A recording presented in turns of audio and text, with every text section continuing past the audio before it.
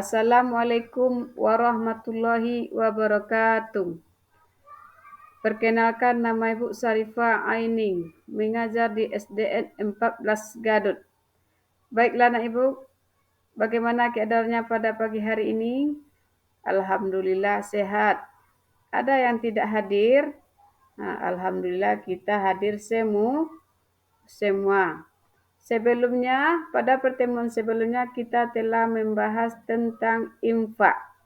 Dan untuk pertemuan yang ketiga ini, kita akan membahas tentang sedekah. Sebelum kita melanjutkan tentang pembelajaran, alangkah baiknya kita berdoa terlebih dahulu. Baik anak ibu semuanya, mari kita membaca doa belajar. Bismillahirrahmanirrahim.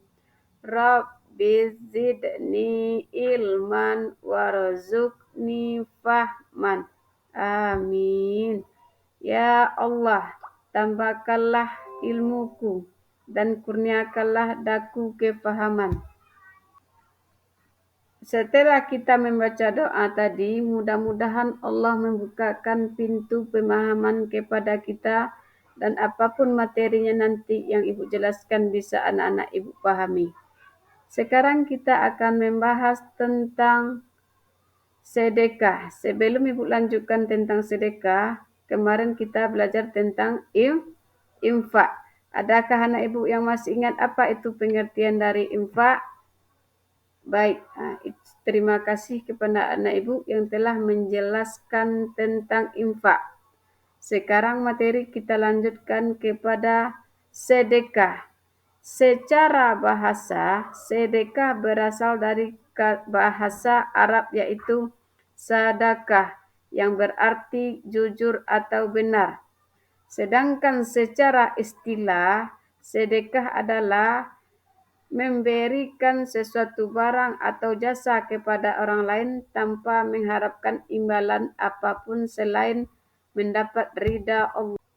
Setelah anak ibu memahami tentang sedekah secara bahasa dan istilah, sekarang ibu akan melanjutkan tentang ayat yang menjelaskan tentang sedekah. A'udzu billahi minasyaitonir rajim. Bismillahirrahmanirrahim. Laisal birra an tuwallu wujuhakum kibalal masyriqi wal maghribi walakinnal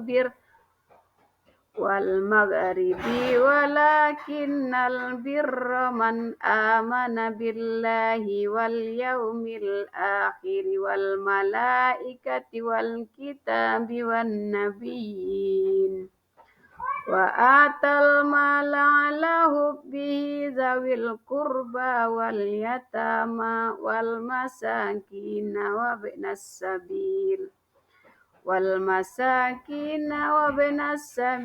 wassailina wa firriqab wa aqamus salata wa atuz zakah wal maufuna bi ahdihim iza ahadu was-sabirina fil ba'sa'i wad-dharra'i wa hinal ulaika allazi sadaku wa ulaika humul muttaqun.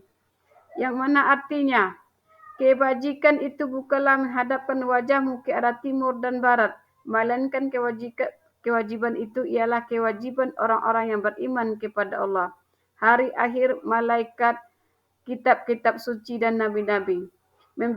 Memberikan harta yang dicintainya kepada kerabat, anak yatim, orang miskin, musafir, peminta-minta, dan memerdekakan hamba saya.